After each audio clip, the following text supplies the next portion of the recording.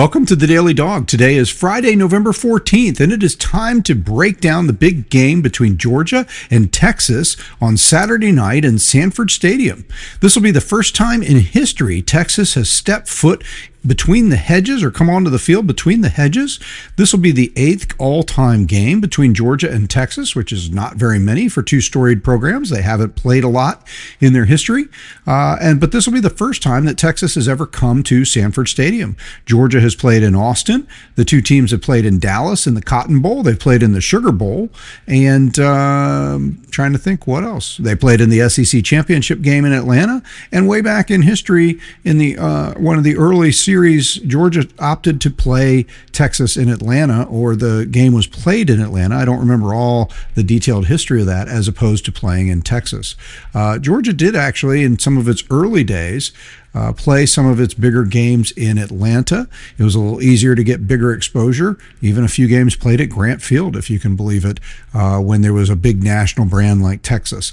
I'm not sure if that's actually the story of the game that was played in Atlanta or not. I should have looked that up. But in fact, I wish I had more history or stories to share. I usually, of course, I like getting into the stories and the history and the fun stuff. I wish I had any personal stories to share about Texas. But in my lifetime, and my time as a fan, big fan of Georgia football, Georgia and Texas have not played very much. The first game of my lifetime between Georgia and Texas would have been the Cotton Bowl at the end of the 1983 season. It was technically, I guess, the 1984 Cotton Bowl. It's always a little confusing when you have these January games. It's the 1984 Cotton Bowl because, of course, it's January 1st, but it was representing or capping off the end of the 1983 season. 1983 season would see Miami win the national championship, and as we've made fun of or poke fun or talk about, 1983 is also one of the many seasons that Auburn has recently decided to declare as a national champion. And it's true, some services, some of the people who did rankings of their own different types or whatever, some known, like Billingsley, I think is one of them, and Billingsley is a known entity that's been around the NCAA, college football, for a long time, and they declared through their ranking and rating system that Auburn was indeed number one in 1983. The story of that was Auburn did have a great team. They went, I think, 11-1 on the season, and they actually lost to Texas early in the season. They played Texas at home, lost by 13 points, 20-7.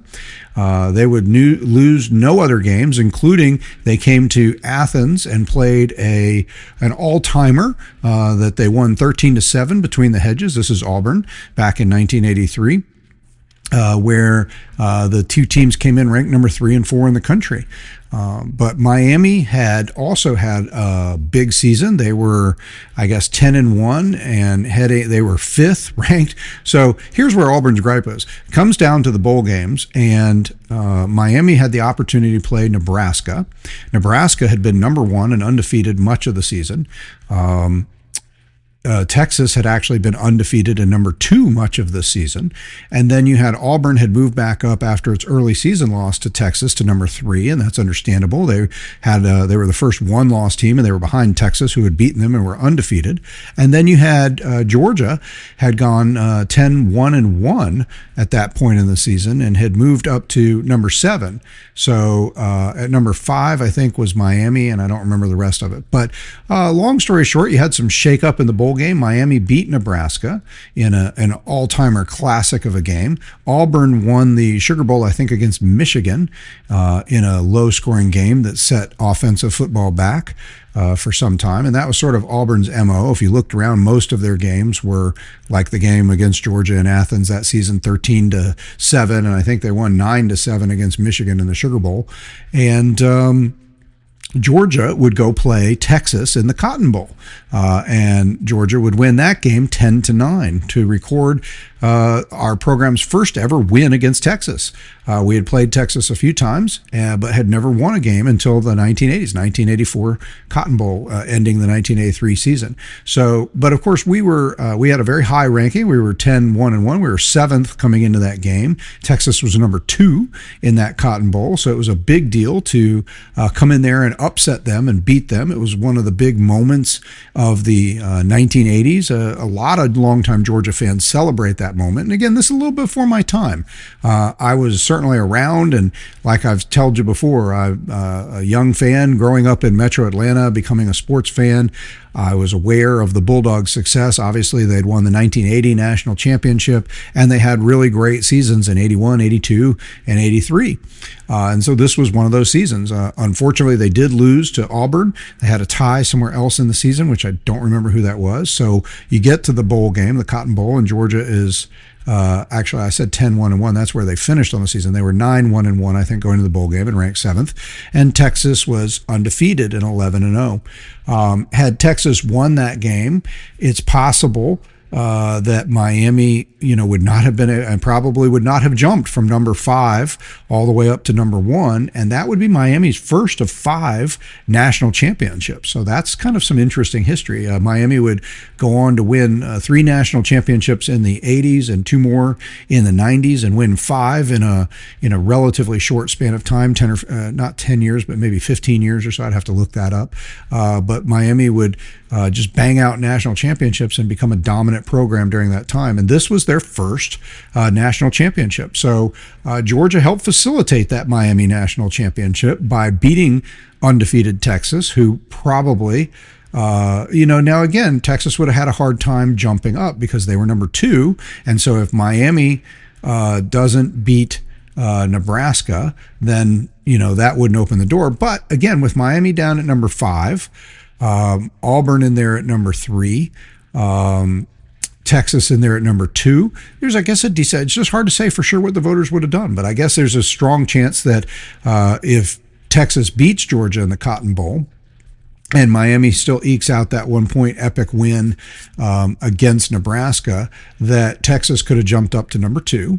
I guess there's also a chance that Auburn could have, but that seems to make very little sense. And here's the rub, and going back to poking fun at Auburn, certainly some people said, hey, if you look at the strength of schedules and rankings, and there were some of those, again, kind of ranking and services and things out there that did declare Auburn should have been declared national champion in 1983 based on power, but the way, power and strength of schedule and that kind of stuff. But based on the way the schedule flowed, the way the polls, the AP and the coaches poll went throughout that season, what really happened was that Auburn was really never in that contention, and Texas was always ahead of them and undefeated and had beaten them at home. So it's hard to imagine that most of the voters and most of the people who watched college football would have had any reason to jump Auburn over Texas, who would have been undefeated had they not lost to Georgia, and put Auburn in as national champion over an undefeated team that had beaten Auburn. So, yes, there are some entities out there that said, hey, when you look at the record and the strength and who they played, and sure, again, Auburn had the argument that us Georgia fans and SEC fans are always going to make is, hey, we were a once defeated SEC team, right? So beat Michigan in the Sugar Bowl. They had a lot going for them. I'm not saying they didn't have a great season. They did. They beat Georgia. Again, that was a 3-4 matchup in Sanford Stadium. So I think they certainly had a strong argument on strength of schedule.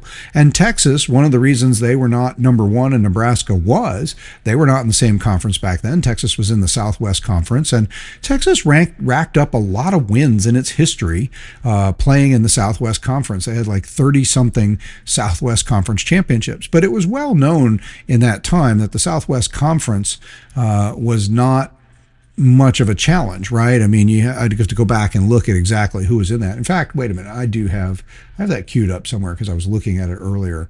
Let me just see if I can find that real quick so we could talk about it, because it is interesting to go back and look at that and say, hey, wait a minute, what was going on during that time frame? Let me just see if I can find it, but I said I had it queued up, but maybe I didn't. Maybe I didn't leave it queued up. Hold on, give me 1 second. I think I clicked on this. I know where to go. Okay. So yes, just while we're on the topic, this reminds me. So Auburn is claiming in this 1983 season, Billingsley, something called CFRA, and the New York Times actually declared Auburn should have been number 1 at the end of the 83 season. The Rothman and Sarragan polls also split their number 1 vote between Auburn and somebody else. I'm not sure.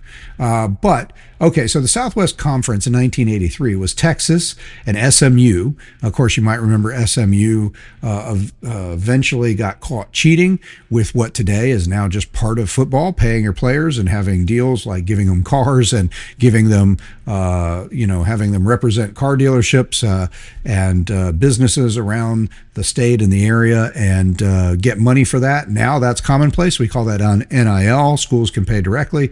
But SMU got caught in an era when that was not commonplace and not allowed, and they received the harshest NCAA penalties anybody ever would. They had the death penalty. They literally had to shut down their program, and they had been a top-ranked and competitive program and often competing for that race for the Southwest Conference Championship and for National Championship. And in this 1983 season, they were ranked number 12. At the end of the season, they were 10-2, but they would get the death penalty and barely be heard from again until they reappeared in last year's playoff. So kudos to SMU for finally making it back from the 80s and the death penalty.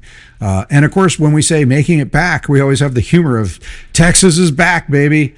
Is Texas back? I was going to say Texas is back in Athens, but then I realized Texas has never been to Athens before, so I can't make that joke. But anyway, the Southwest Conference in 1983 is Texas, SMU, Baylor, Texas A&M, Arkansas, Texas Tech, Houston, TCU, and Rice.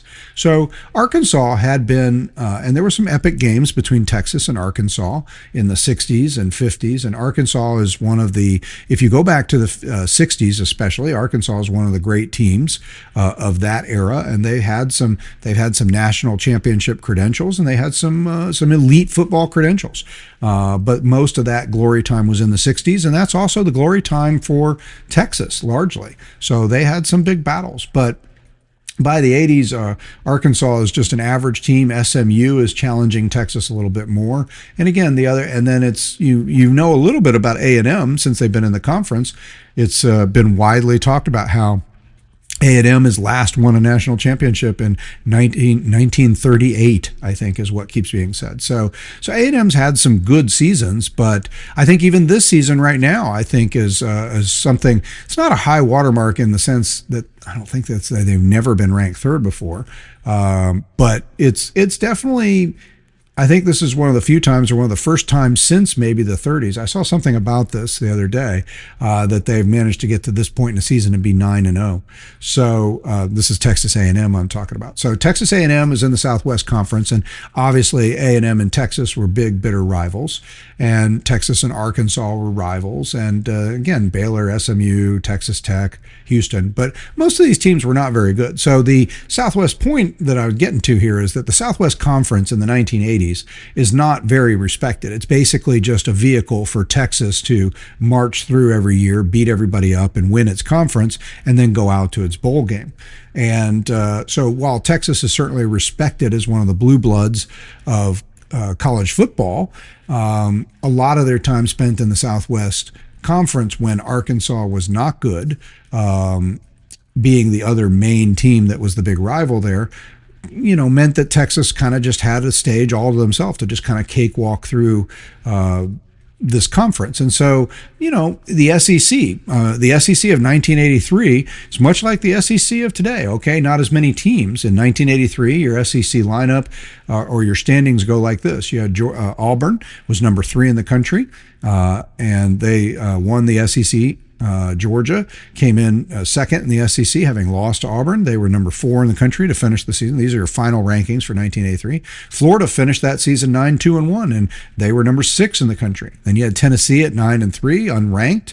Not sure why that's the case. Maybe they were on some sort of a probation or something, because Alabama was 8-4 and finished the season ranked 15th. So you only typically played 6 conference games back then, just for some perspective. All the argument we've seen this season with the Big Ten and the SEC going back and forth about the 8-game and the 9-game schedule, you played 6 games back then. And if there was no direct head-to-head, the SEC would declare,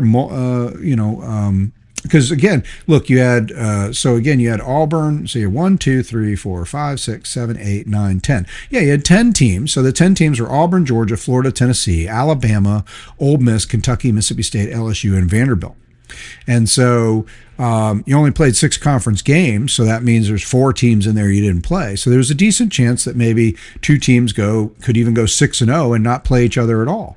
And so they would be in that era, they would be declared co-champions. And several of Georgia's 15 SEC championships in its history, and many of Alabama's 30 SEC championships in its history, are co-championship moments because of the way that happened. That was before the SEC championship game, which didn't come along until 1992, and when we accepted.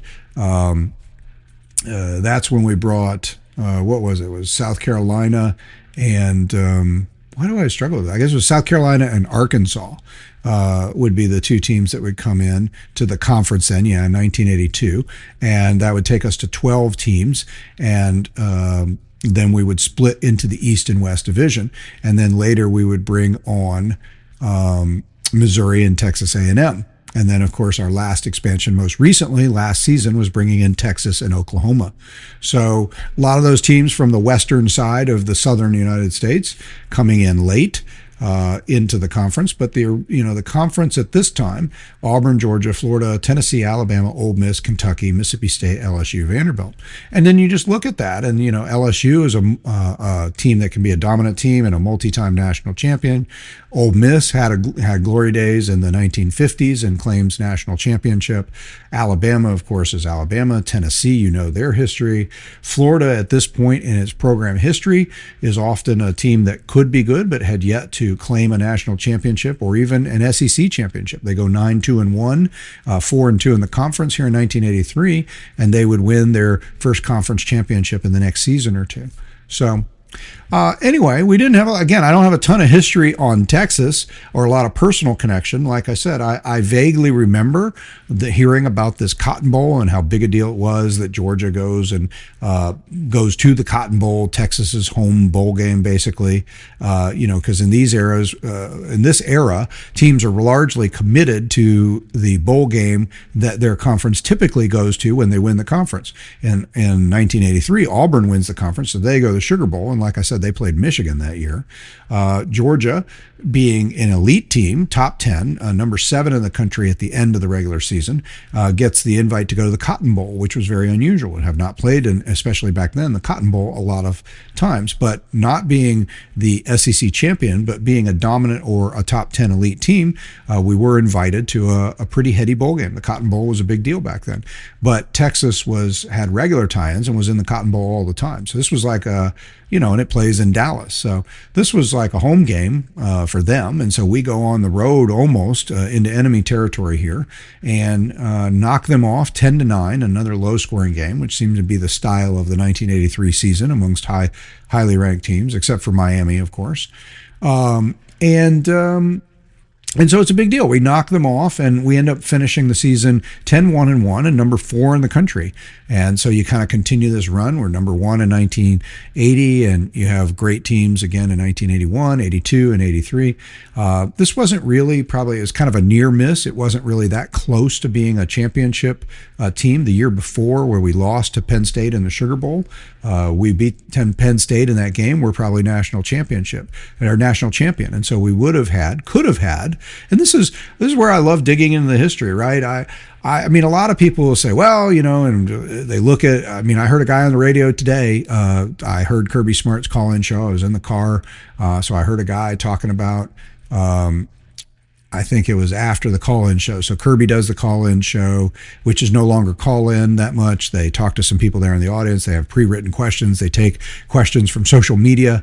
They don't just have random call-in anymore, and which is probably good, because sometimes listening to these people call in, hey, your coach, listen, I'm down here in Buford, and we just love football and love the Dogs, and and they go on and on. And look, I hate to rip on these guys. I'm not trying to make fun. I love all football fans, really, I do. And I love all Georgia fans. And I don't care if they're alum or they're just people who love Georgia football for whatever reason, and I don't care if they're rednecky. I don't care if they're good old Southern boys. I don't care if they're sophisticated, more elites, whatever. You're part of the Georgia, you claim Georgia fandom. then come on in. The water's great, and welcome to Bulldog Nation, right? But call-in shows, I used to listen to those when I was a kid, and callers come in and they just ramble and go on, and sometimes just make odd and funny points, and so, or no point at all. So, and I think that's what I was really getting at. Guys that call in and they're just like happy to talk to coach, and they make no point at all, and they just ramble on. Makes the show not so interesting. So I don't mind that they script the show a little bit more. They pick questions and they try to set stuff up for Kirby to answer, and they keep the Kirby's on between the commercial breaks. When you listen to it, airing on WSB radio, in between commercial breaks, Kirby's probably on for a total of 35 minutes or something like that in the quote-unquote hour-long show. And then they switch to the Bulldog All-Stars, where they have guys talking about, the season and things Kirby said and whatnot. So anyway, I heard one of the guys, divergent, but I heard one of the guys calling in, and he was doing one of those, I just love this, and going on about how great everything was. And honestly, I diverted myself so much, let me admit, that I no longer remember the point I was making here. But I guess the idea is I was trying to get at was, I think it ties to the idea I was saying. Look, I remember hearing about I was saying, okay, here's what it was. As I was saying, look, even as a loosely connected fan, sort of a local kid in the area who was aware of Georgia but not a hardcore fan yet, back in the early 80s and during the national championship run and those seasons after, and going through this 1983 season where we culminate this is sort of the cap of the run of this bowl game against Texas, sort of the cap of the great run of the early 80s. You had 1980, 81, 82, and 83 seasons, okay? And so this 83 season, the 82 season was a near miss. We could have, should have won a national championship. We were leading the Sugar Bowl against Penn State until Todd Blackledge uncorks a big-time pass near the end of the game, and they end up winning the game. I think it was 27-24 or something like that. I don't remember the score. But they win the game. They win the national championship in 1982.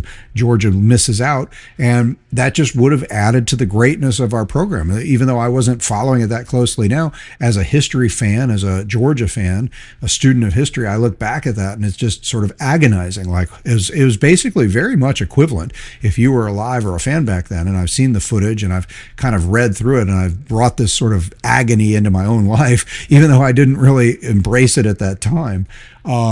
You're basically, it was like 2nd and 26 with Alabama. I mean, it was a Blackledge uncorks, I think it's like a 40-yard touchdown pass near the end of the game, steals the victory, and we lose out on a national championship. So just imagine, as far as the program, where Georgia would sit in history if we're claiming 4 national championships right now. I think I've made this point before. I think we could or should be claiming 7.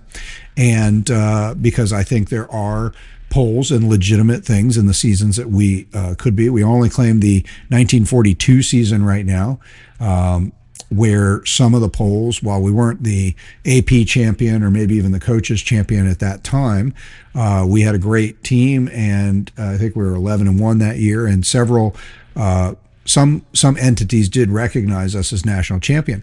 That team got broken up because of the war.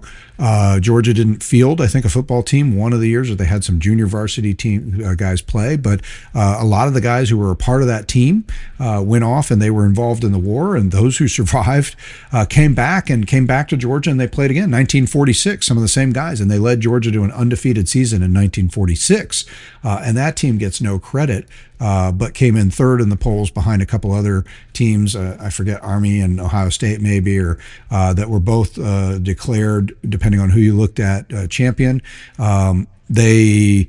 Nonetheless, you can make a strong argument for Georgia there, and there are some entities that look at that 1946 team, and I think we should claim that. There's some other teams in there, and we can do this in the off season, do this history. But I think it's fair, though. Easily could have had that 1946, but we could have been the undisputed, untied, undefeated champion in 1982 if we'd won that Sugar Bowl. And it was taken away from us late. And I think just imagine sort of adding, we all know the frustration and the pain that we kind of lived through going from 1980 all the way to 2021 to claim a national championship. So not that 82 would have shortened it that much. It would have taken 2 years off of it, but it also just would have added a certain mystique, because in many ways it took a while for Georgia to recognize. Vince Dooley was told about that there are entities in history that record Georgia as national champion in 1942, and he said, great. And when he was athletic director, he said, let's start claiming that, put a flag up. And he did. So kudos to Vince Dooley. He made the right choice there. I wish they'd told him about some of these other teams that could have been declared national champion. But so we had the 42, and then we had the 80, and then for as great a program as Georgia is in terms of all-time wins, bowl games, history, all the other things, SEC championships, we really lagged in the national championship. We just regularly could not seem to get to that point and get to that, get in that game and win it. Or here's that sort of that near miss moment, right? There was a lot of Georgia teams that had that near miss moment. Some of them didn't even make it to the Sugar Bowl, and some of them, in this case, they did. And so just would have been a bigger feather in the cap of the history of Georgia football to have had a championship, national championships in 1980 and 82. Okay. And then, so you have, it just would have put, that era was really an amazing and dominant era for those 3-4 seasons of Georgia football. And it just would have put a real cap on it to have had that. So anyway, this 1984 season, though, we weren't quite in there because we lost Auburn. We were undefeated till you got to the Auburn game. We had one tie. We're 8-0-1. We go to the Auburn game and we lose that game. Auburn remains ahead of us. They're ranked third. We're seventh going into the polls. Like I said, they end up finishing 11-1. We finished 10-1-1. And the reality is, again, the way I've described it here and the way the polls were stacked up ahead of us, Auburn's ahead of us. They beat us. Miami jumped over us. Or, well, they didn't jump over us. They were fifth coming in. They jumped all the way from fifth to number one. So again, we probably wouldn't have, even though we beat Texas, even if Auburn had lost. Nebraska, I think, stayed ranked ahead of us. I think they got slotted in at number 2. They had been undefeated all season. They lose to Miami. Miami jumps up to number 1. Nebraska stays at number 2. Auburn stays at number 3. Georgia comes in at 4. Texas ends up down at like 6 or 7 or something like that. I don't remember the final rankings, but you get the idea. This is a deep dive. I've gone deep into history, but I always like to have a little history. This is the podcast as we start talking about and breaking down the game, where I like to talk about who the other program is. What do we know about them? And just get us knowledgeable about what we're going into, not just this game and what they did last week and this year, but what's the history? What's the history of the coaches? What's the history of the teams? What's the history that we should know about? And for Georgia fans, probably the first big history for most modern Georgia fans, you got to be basically much older than, you got to be over 60 to remember anything about a Georgia game prior to that 1984 Cotton Bowl to end the 83 season, because Georgia and Texas just hadn't played that much. So again, the game before that would have been 1958. Okay. So, and that game, if I remember right, so Georgia loses the 1958 game. So here's a little bit of history I know about this one. You probably heard about this, and I've seen some clips of this and some discussion of this pop up on social media. So if you hadn't heard about this before this game, and you weren't steeped in the Georgia history, being the big history buff I am, I've heard about this before. So Fran Tarkington is one of the first great Georgia quarterbacks, right? A guy, as far as especially one who would go on to play in the pros and have an amazing career. Fran Tarkington goes on, plays for the Minnesota Vikings, throws for over 40,000 yards in the NFL, which at that time was beyond anybody, and and it's kind of funny because he wasn't really a big throwing quarterback in his time at Georgia. He's more of a running quarterback, and Georgia, of course, college football in general, just they didn't throw the ball a ton in that era in the 50s and 60s, and but Fran Tarkington goes to the NFL and he lights up the NFL, sets passing records, and becomes one of the great all-time pros in the history of pro football. And my time growing up around Georgia football certainly was one of the great legends of Georgia football. I mean, nowadays we see, of course, Herschel, and deservedly so, right? And we've grown. You get Buck Bellew, who was on the radio and a local personality here in Atlanta sports, and of course he was a baseball guy as well. But so he talks about baseball, he talks about all kinds of stuff. Buck Bellew is a great personality, but for a long time, Buck Bellew was our only living national champion quarterback, right? And so these are the guys that, as I grew up as a fan, got to hear about. Like, I'd see Fran Tarkenton on TV. Fran Tarkenton, it's funny, I was recently reminded, and this will take you back, some of you are old enough to remember, I grew up as a kid watching a show. I was a big fan of a show called That's Incredible. And they just did these human interest stories, and they'd be like, a lot of times they would end up, they had a live studio audience, they'd play the videos. They had I think Kathy Lee or something. No, it wasn't Kathy Lee. I don't remember. It was a woman and two guys, and one of the guys in the studio was Fran Tarkenton. And so they had these three commentator announcers, and they would play these videos and talk about them and introduce them, and then the videos would go on, and they would tell you all these amazing stories or interesting stories or weird feats, sometimes stunts.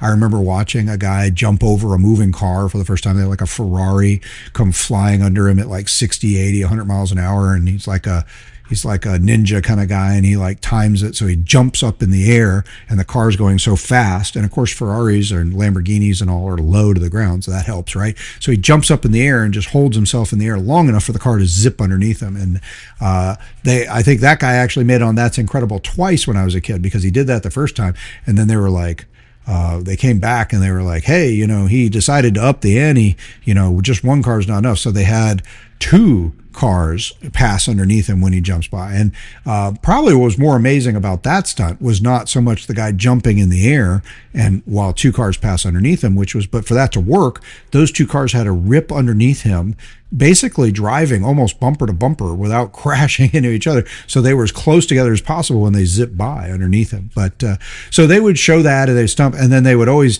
end those segments like in a freeze frame, right? Like, is how the video would end if you're watching. Sorry, if you're watching on the podcast, I just froze myself, the video podcast. So, of course, there's audio and video. And let me just remind you guys, let me take this moment. I know a bunch of you do listen on audio. I have been doing, it took me a long time to get it going up and properly, but we are doing the video podcast.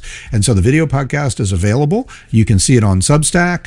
You can see it on YouTube. And I'm not sure where else video podcasts are available. Obviously, the audio podcasts come through on Spotify and Apple, and really just about most of the places you want to find podcasts. Or you can go directly to thedailydawg.com, which is hosted at Substack.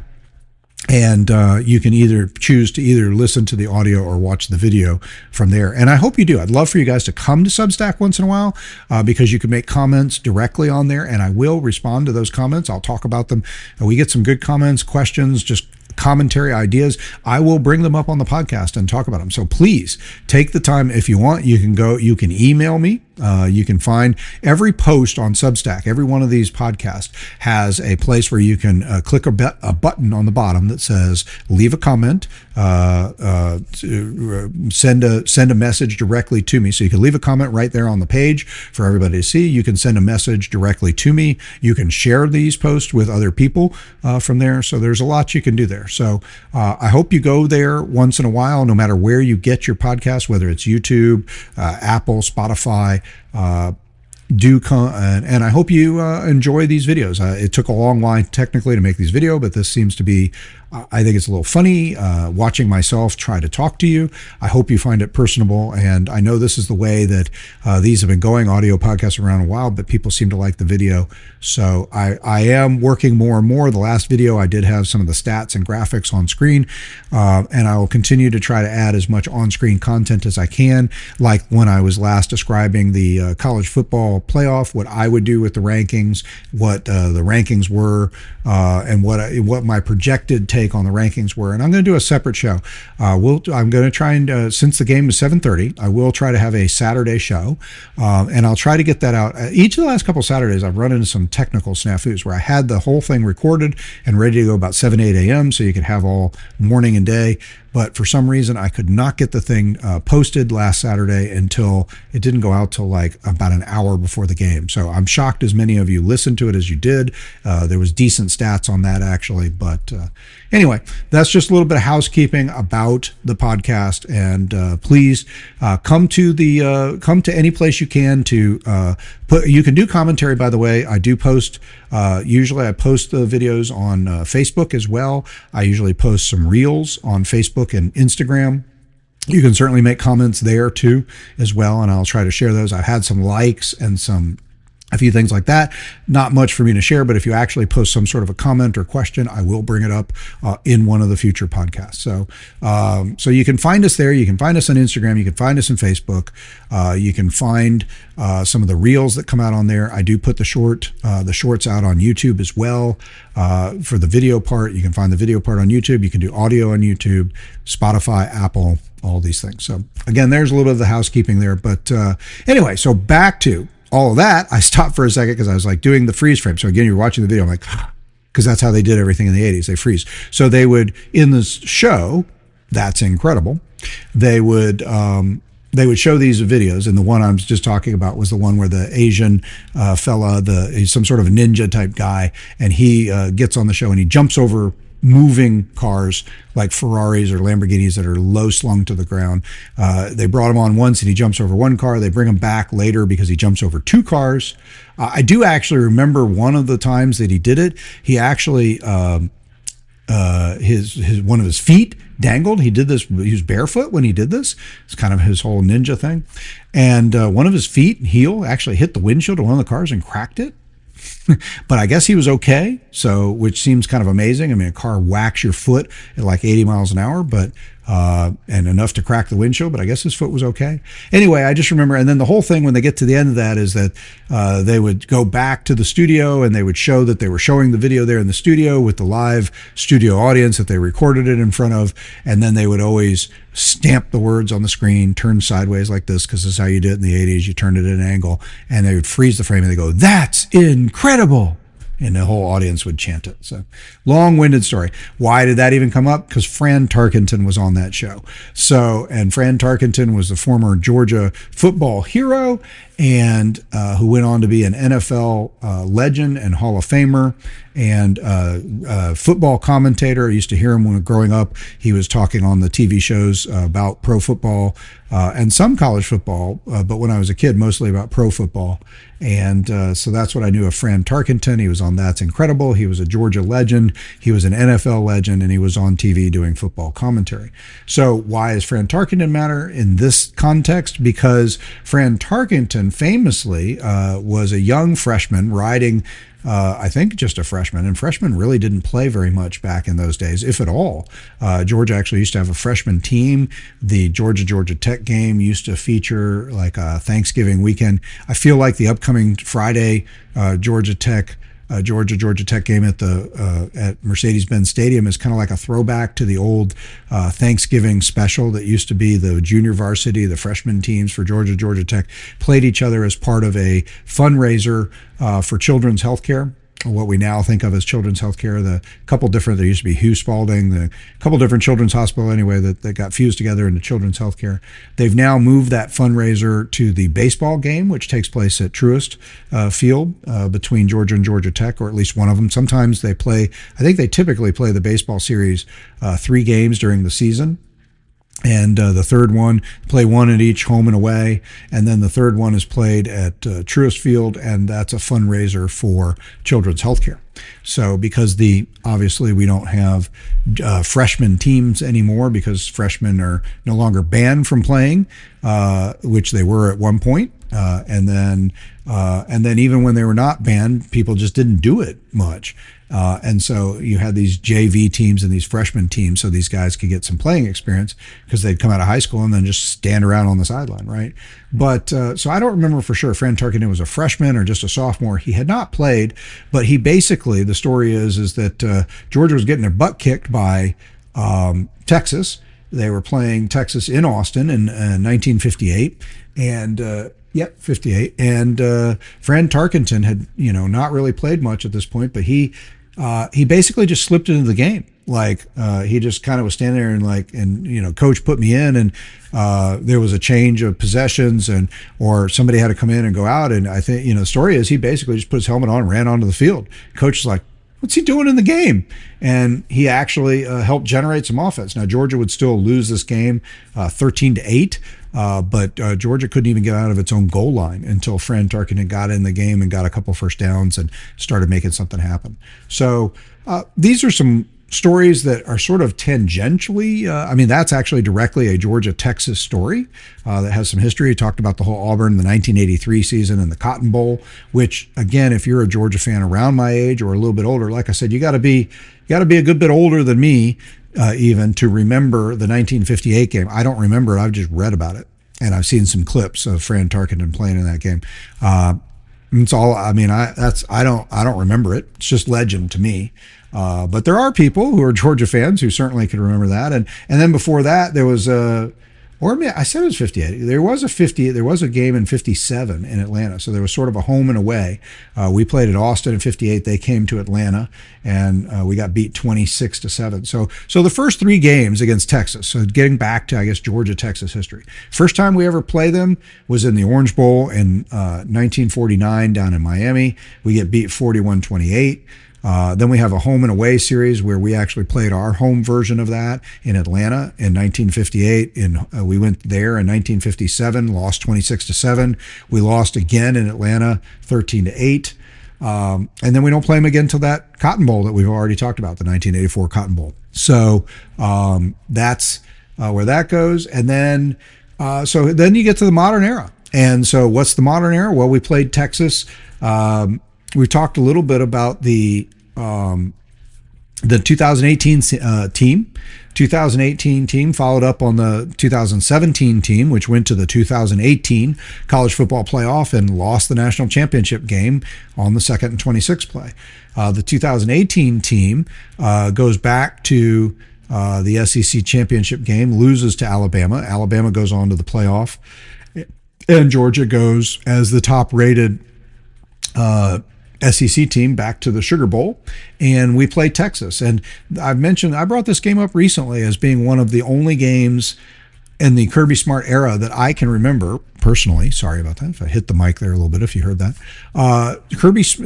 One of the only games I can remember the Kirby Smart era where I think the team played with an emotional response, where the team, and this was a poor emotional response, that basically after making it to the national championship game and then coming up one play short in the 2017 season, they come back in the 2018 season, have another great season, then come up just short in the fourth quarter against Alabama in the SEC championship game, get relegated to the Sugar Bowl instead of to the 4-team playoff, because the 4-team playoff, as I've made this point recently, this week included, was still an elite status, right? I mean, you couldn't just, we weren't giving out the charity of 12 teams in a playoff at this point. So even though we had a great season, and we're clearly one of the couple best teams in the country those years, we get relegated off to the Sugar Bowl. And this was one time where the team kind of just played flat. I mean, Texas came out and got up a couple scores early, and Georgia clearly just looked like they weren't interested in being there.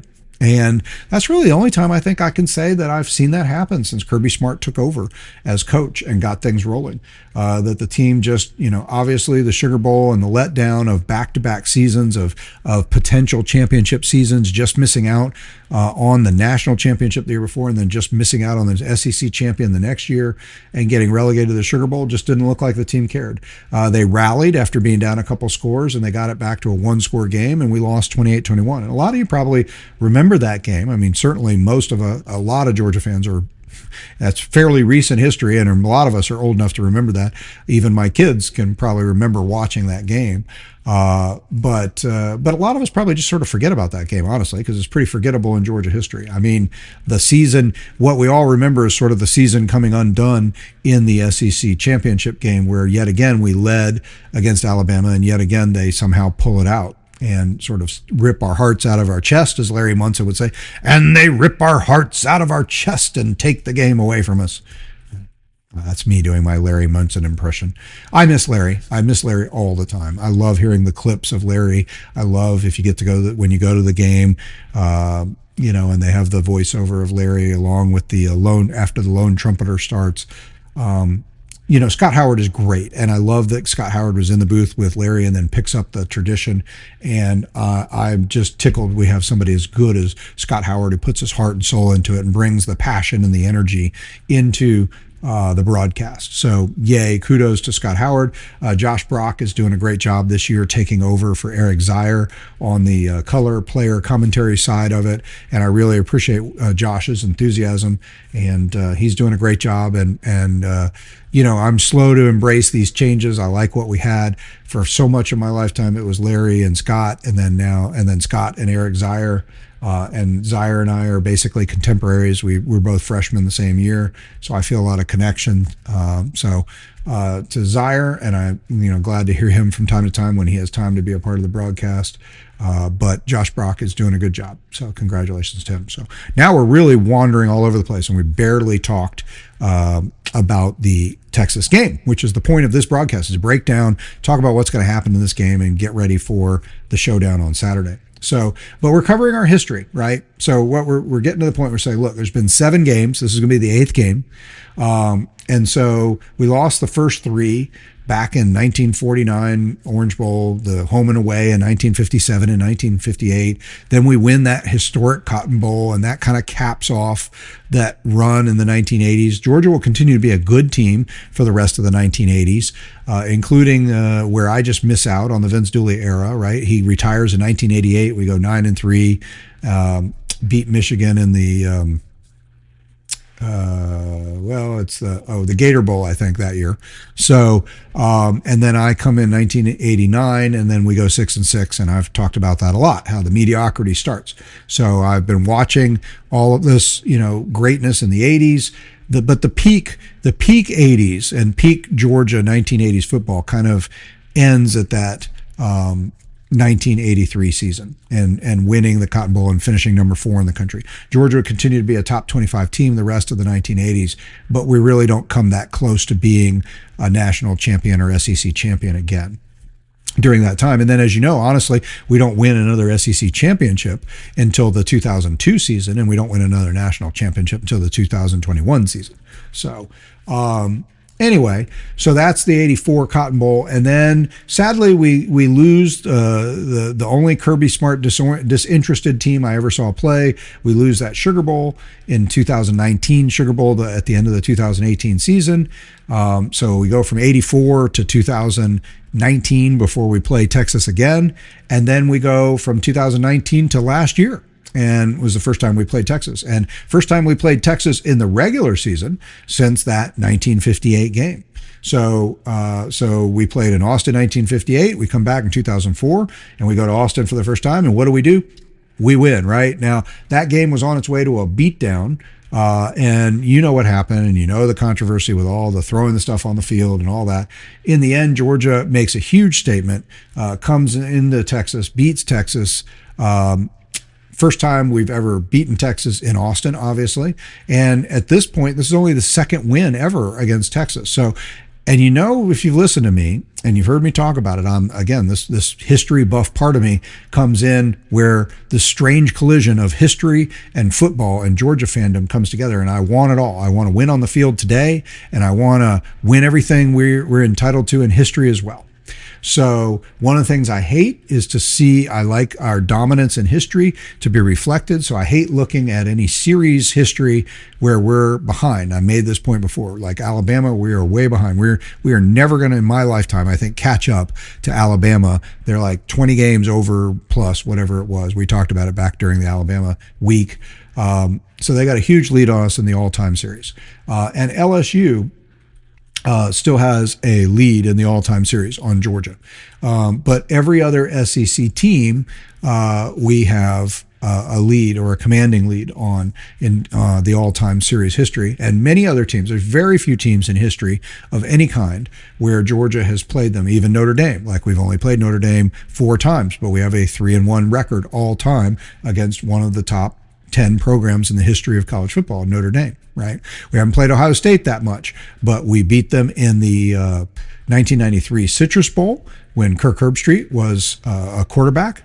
we beat them 21-14, and then we beat them, of course, famously in the semifinal in the 2022 season. So we have a winning record against Ohio State.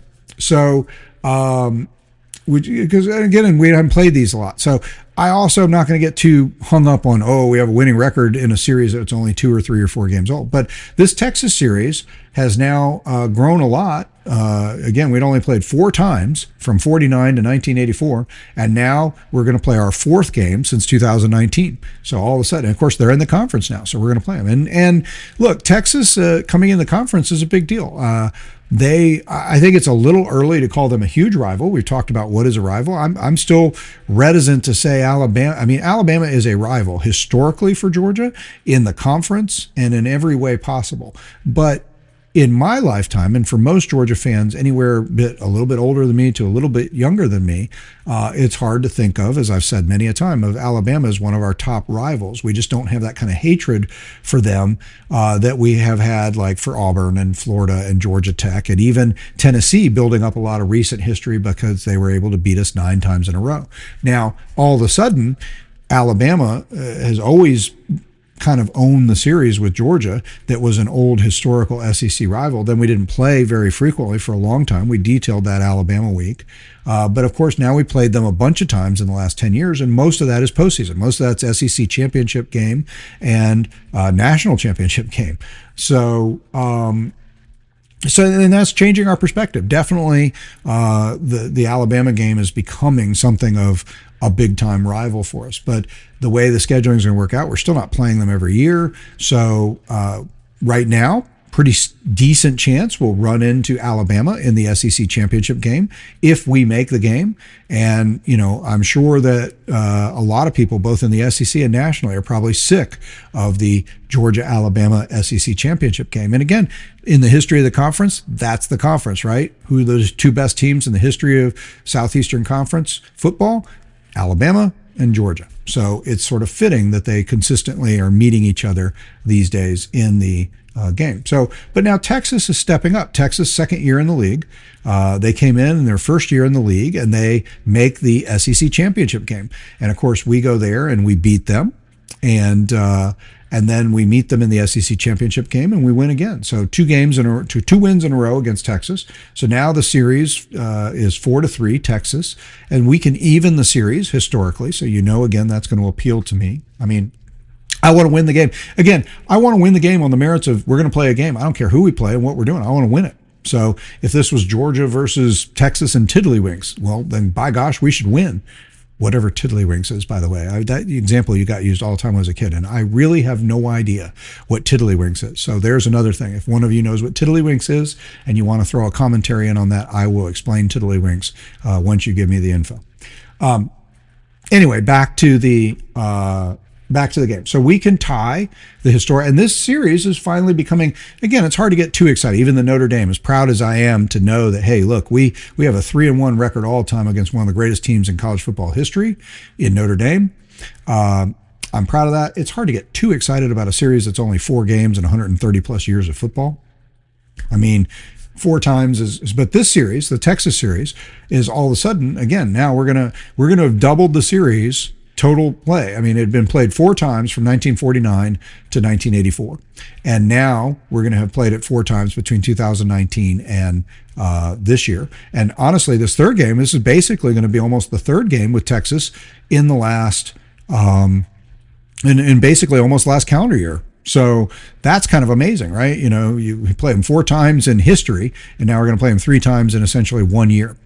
But that's what's going to happen. And look, this game will be decisive. Unlike last year, this will not be a game that'll be a rematch because whichever team loses this game, this isn't definitive, but it's pretty definitive. If you just look at the SEC standings, the tiebreakers, and where everything's going to go, whichever team loses this game is going to have a virtually no chance to make the SEC championship game. Texas and Alabama, Texas A&M and Alabama are both undefeated.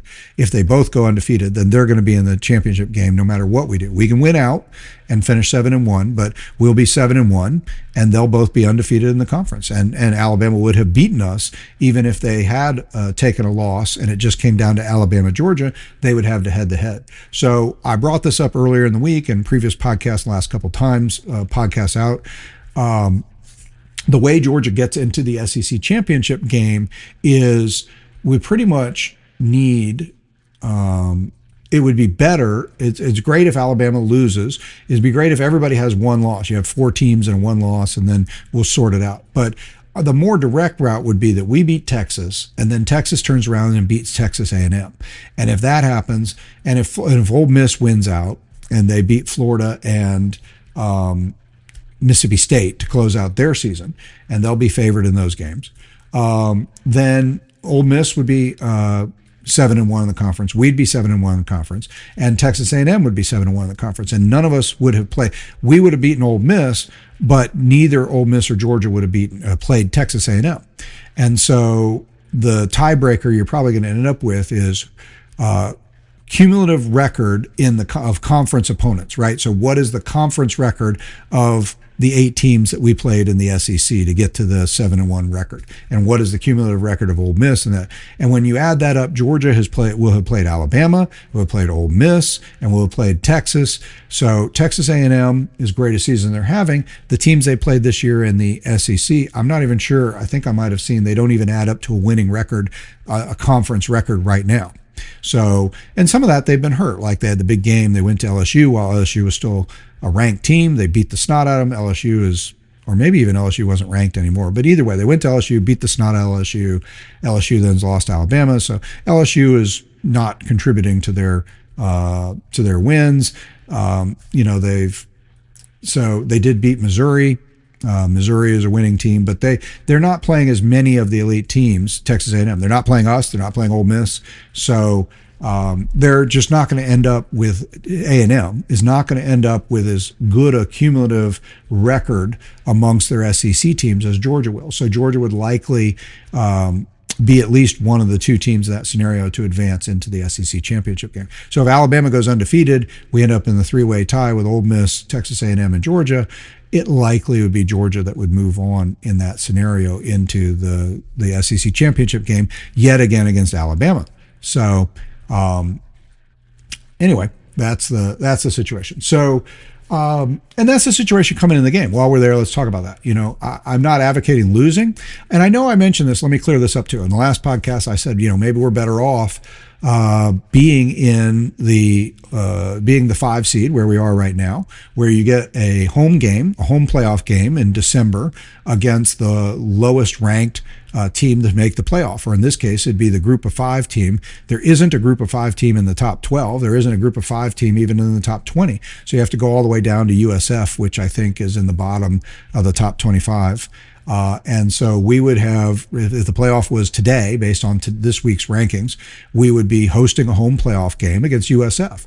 And we'd probably be favored by 10 to 17 points in that game. I think I heard somebody say that some prognosticator on potential lines with some knowledge of Vegas systems or whatever said Georgia would be like a 17-point favorite, 17.5-point favorite in that game. That sounds about right. So that would be a good scenario, right? Georgia would have, and we said, look, we don't know definitively what it meant from last year that all of the seeded teams, the top 4 seeded teams, which Georgia was one of, they all lost. They all had the bye, and all the bye teams lost. The teams that beat them were all the teams that had the home playoff games, so all the home first round playoff game teams, all the home teams from the first round playoff games won their games, advanced to the teams that were to the quarterfinal games against the 4 seeded teams that had the bye, and those teams that won their first round games and didn't have the bye all beat the teams that did have the bye, and then they all advanced again. So it at least seems from a very limited data sample that playing the home playoff game against a lesser team and building some momentum, getting back in the swing of things, because Georgia played the SEC championship game, won it, but then had a month off to kind of wait and get ready. And the teams that played the week before look in front of their home crowd against lesser competition in some cases. Ohio State maybe not as much, but some of them for sure.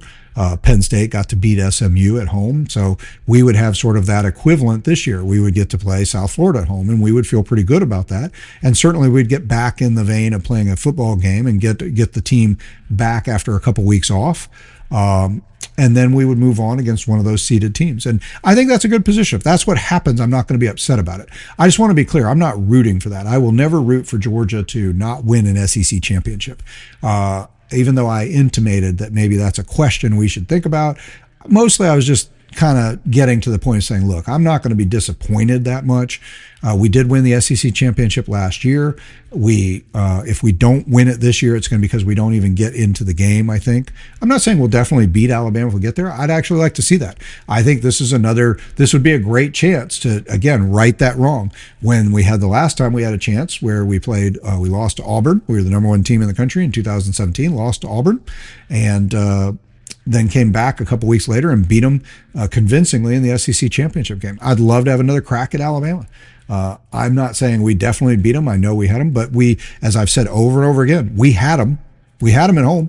Yes, they took it to us in the first half, but we held them scoreless in the second half, and 3 times we had the ball at midfield with a chance to tie or take the lead, and we just failed to do it. So that's just a lack of execution. So doesn't mean that'll flow that way again. This time it'll be in the neutral game at the Georgia Dome. Alabama has fared better than us playing us in the Georgia Dome, unfortunately. So it's not a gimme like, oh, it's the home game. But I'm good with that. I'd love to have that chance, and I'll be fine if we win the SEC championship, go to the SEC championship game, win it, get one of those spies. I'll take our chances with that. Again, I'm never going to turn down a chance to win an SEC championship. I'm never going to turn down an SEC championship.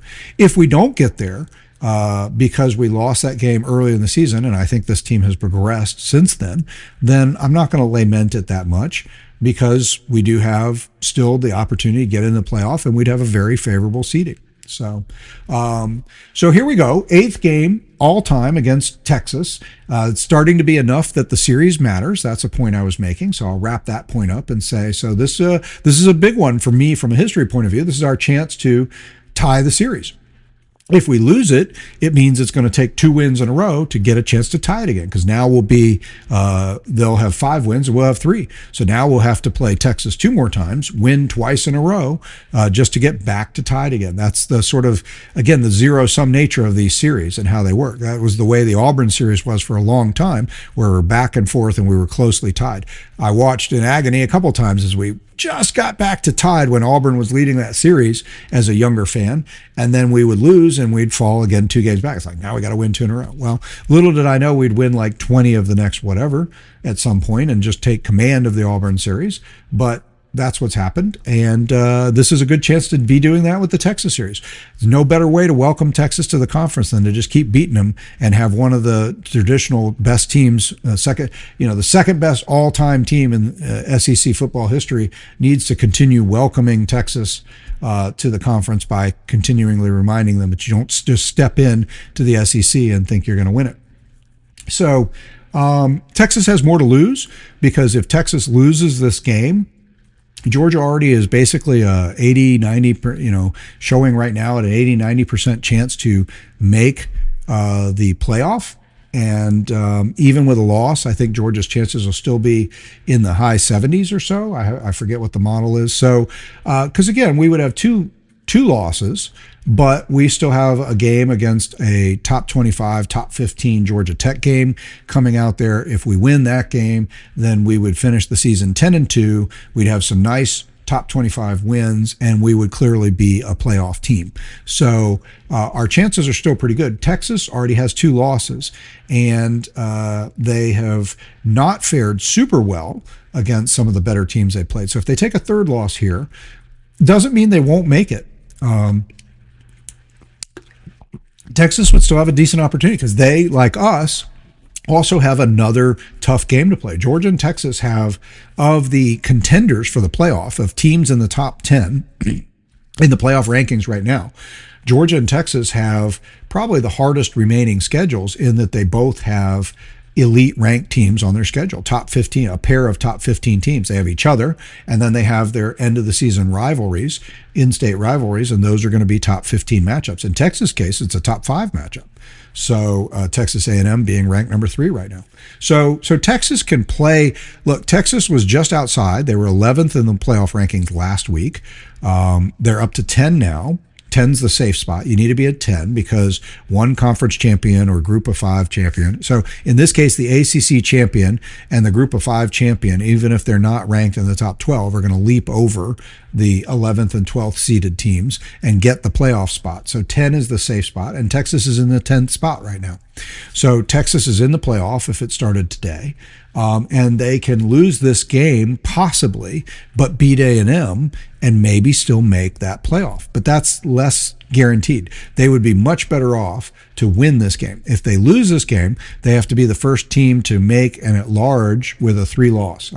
There has been a 3-loss team in the playoff. Last year, Clemson made the playoff as a 3-loss team, but they had won the ACC championship, and that's why they leapt from outside the top 12 into the playoff because they won the ACC championship game. They surprised everybody, made it to the game against SMU, and then beat SMU, and so they got into the playoff. So they were a 3-loss team, but they were a conference champion. So we haven't had an at-large team make it yet. So Texas would still have a chance, but their chances would definitely be hurt. And part of the way their chances be hurt is if they can't beat Georgia. A&M, in some people's minds, even stronger this year. They're currently undefeated, and so they're going to have this big matchup against A&M, and all the marbles for them on their season with playoff hopes would be on beating A&M. And their chances for that would not look good. If they do beat A&M, even if they lose to us, then their chances are going to jump back up. So that's kind of the stakes.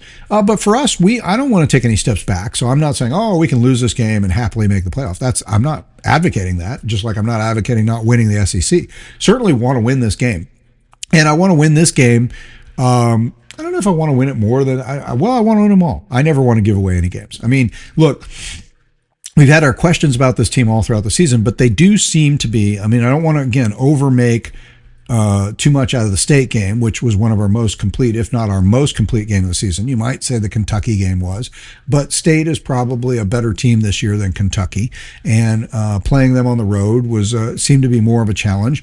They had played other teams like Texas very well, and they were at least had a winning record coming into that game. They have a 500 record now. State does after we beat them, and that was that was a good game. Georgia just played really well on both sides of the ball, other than giving up the opening touchdown drive. And I've said my piece about that. I don't think that fits into this narrative of starting slow. A lot of teams, especially teams that are offensively oriented, are going to score on their first drive on virtually anybody. They're going to bring their best plays, their scripted plays out. They're going to run everything they got in that first drive. State put everything into that. They even took the ball. They won the toss and took the ball. They didn't defer.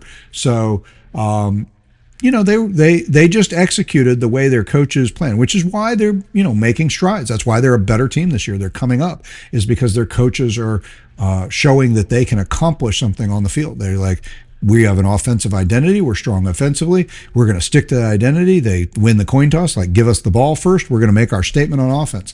They did. 14 plays, 75-yard drive. They get the touchdown. They're not going to score another touchdown for a long time. They're going to be behind 38-7 before they score again.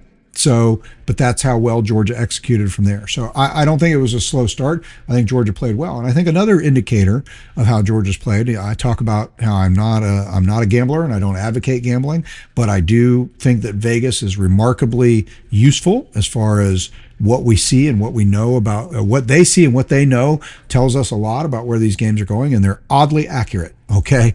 Just shockingly so, right? So Georgia has, I think, covered the spread, if I'm right, 4 of the last 5 games. So early in the season, even when we were winning, we were not covering the spread. And that was one of the disappointments. Georgia said, Georgia was favored by, 25 points in this game and they won by 10, or they won by 7. That's disappointing. Well, we've been reversing that trend. In 4 of our last 5 games, we've covered the spread. So the spread last week on the road against State was like 7.5. Obviously, we covered that and then some. We won by 20. Again, one of our first blowout. We've had two real blowouts against SEC teams, Kentucky and State. And again, I always define a blowout as any game that's 3 scores or more. So Texas, we come into this game and we've been. Basically, it opened as a 6.5 point favorite to talk about where we are in Vegas.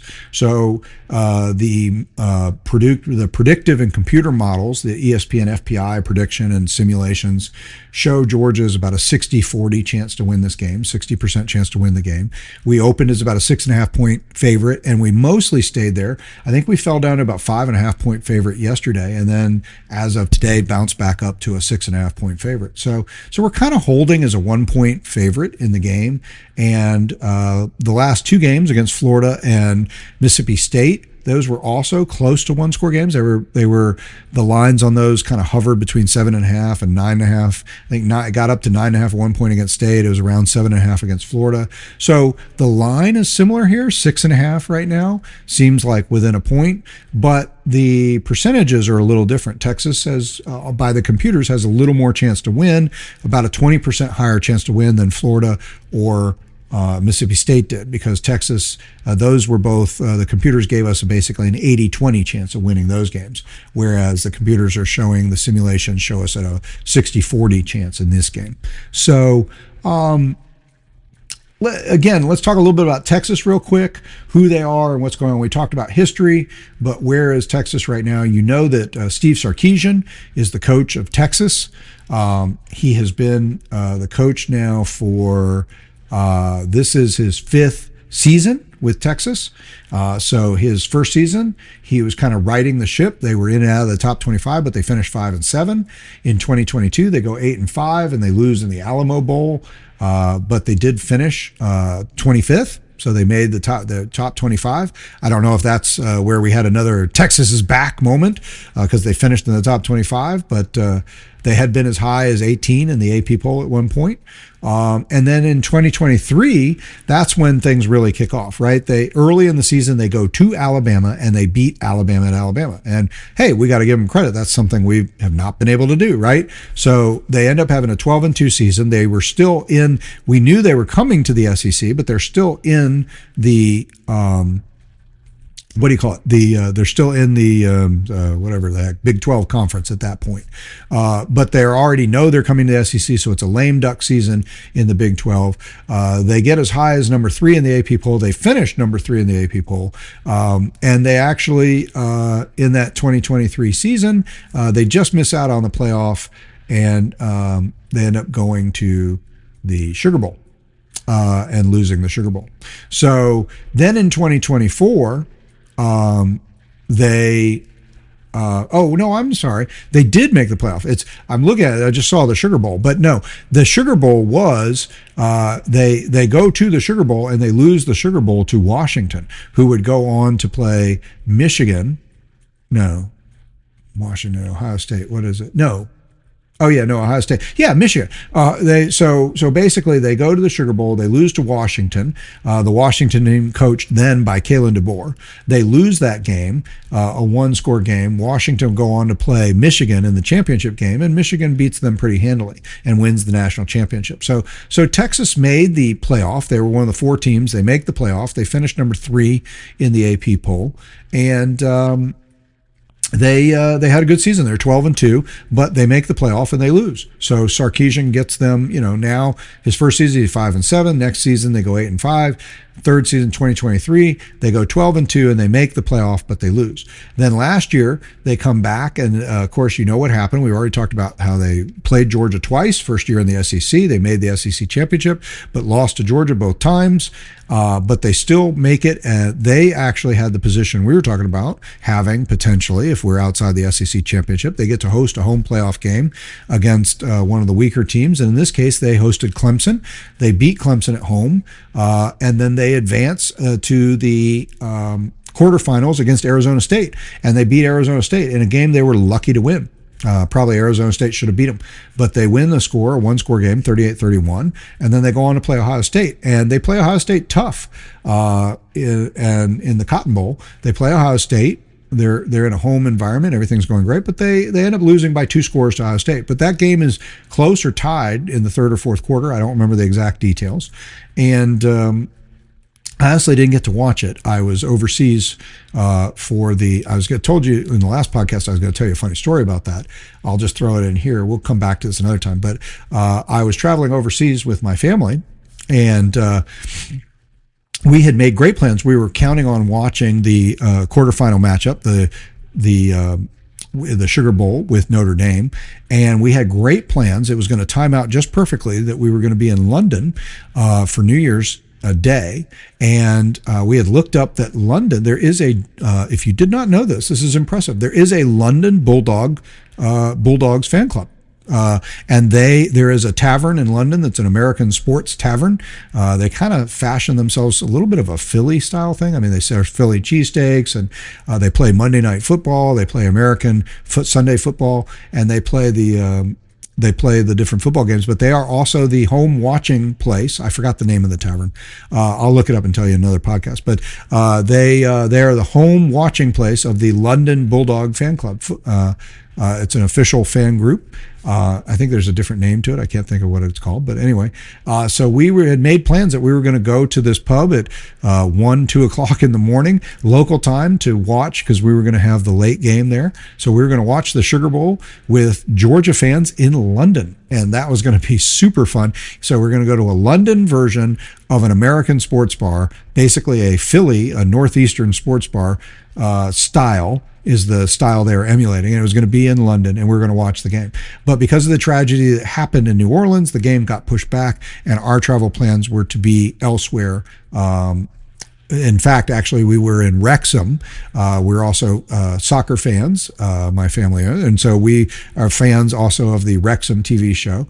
And so we were taking advantage of the opportunity to go out to Wrexham, and we went to the pub there at Wrexham. If you watch Welcome to Wrexham, we met a bunch of the people that you see on TV, and we had a great time in Wrexham. We just missed the team. They had played earlier that week or a day or two before, but we just missed them. And I'll tell you other stories when I do a bigger story about that. But we were in a hotel in Wrexham, and we watched the Sugar Bowl on my laptop computer in a hotel in Wrexham because the TV was nothing to brag on, and we couldn't get a signal on the TV, but I could get a signal on the internet on my computer. And so we watched the Sugar Bowl, the disappointing Sugar Bowl, sitting on beds in our hotel room in Wrexham. But we had a much greater plan, and it was going to be awesome. We were going to be watching the game with Bulldog fans from the London Bulldog Fan Club in London in an American-style sports bar, and I'm really disappointed that didn't happen. That would have been the treat of a lifetime. So, that being said, I don't really remember exactly what happened with Texas. I just read about it, but I didn't see it. I didn't even see any highlights. We were traveling and doing European things, so I had to back off football a little bit, other than my plan to carve out for Georgia football. So I really didn't get a great sense of last year's playoff outside of Georgia. But I know that Texas, Arizona State had Texas dead to rights. Texas comes off the mat, wins the game, advances against Ohio State, actually probably gives Ohio State its best game of the playoff. You could argue maybe Notre Dame did. That's kind of a toss-up. Really, Ohio State built a big lead against Notre Dame, and then Notre Dame kind of closed it down, and you had the whole onside kick. Oh, it's one score. And then Ohio State puts it back to a 2-score game. But I think Texas was more of a legitimate threat in the third and fourth quarter of their game against Ohio State. So anyway, that's a little bit about what Texas has done in recent times. So they've elevated. Sarkisian has come in, and Sarkisian had been a coach at Washington, University of Washington, and USC.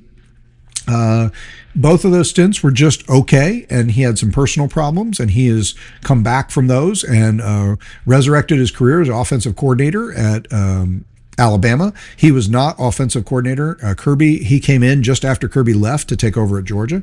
So they didn't coach together at Alabama, although Kirby says they are friends and know each other pretty well. And so now he's in his fifth season at Texas, and he's 45-19, a 703 record at Texas, and he has gotten them into the playoffs the last two seasons. So he is basically accomplishing the mission, and he has definitely elevated the recruiting rankings. And so Texas and Georgia are now building a little bit of rival. This will be the fourth game, like I said, since 2019, third game in one calendar year. And Georgia and Texas are going head to head more often in recruits. We probably lost more recruits actually this season than I can remember losing to anybody recently to Texas. I know Justice Terry, I think, was the big defensive line recruit that was kind of a last minute. We thought he was locked in at Georgia, and then he flips and he goes to Texas, and possibly money was a big deal there. They maybe were able to throw more money at him. Not that we don't have money, but Texas has an incredible amount of money. And so Texas is a very talented team. You know, I've talked about how if you look at the 247 talent index, we're number one in the country over the last some odd years of our talent. Texas is number 4. So we know that. And they, like us, they've had a very similar season this year where they're not playing quite as dominant and great as they did in that 2023 and 2024 season. Obviously, they've actually were bounced all the way out of the top 25 this season, as you well know, having lost twice, once at Ohio State to open the season and then to Florida. And of course, Florida's not a very good team. And of course, there's been a lot of internet scuttlebutt. Also, I don't know where the word scuttlebutt comes from. I guess it's a naval thing or sounds like a pirate word, right? But there is a lot of scuttlebutt out there on the internet about the fact that Billy Napier came to practice this week at Georgia. And so there's all this buzz like, oh, Billy Napier beat Texas. He's got the secret. He came to tell Kirby how to beat Texas. I think that's a little silly. I mean, I'm sure he gave Kirby some insight and shared with him things they were able to do. I don't think there's any secret that Billy Napier had or that we needed to get him to come in and tell us, or we wouldn't have been able to coach against or beat Texas.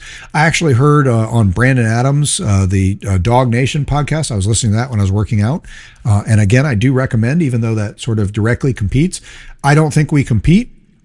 I know we do compete for your time and your ears. I mean, if he does an hour-long podcast, I do an hour and a half long podcast every day or every couple days a week, then obviously it's going to be hard for you guys to listen to all those things. But there's not, in my world, one of the reasons I jumped in and doing this is there's just not enough great Bulldog content, and I just want to talk and think and be involved in Bulldog conversations more than I am, and I felt like a need, and that's one of the reasons I jumped out and started doing this. It was like, hey, we could use more thoughtful, insightful, historical, interesting Georgia commentary and thinking, and so that's why I want to do this.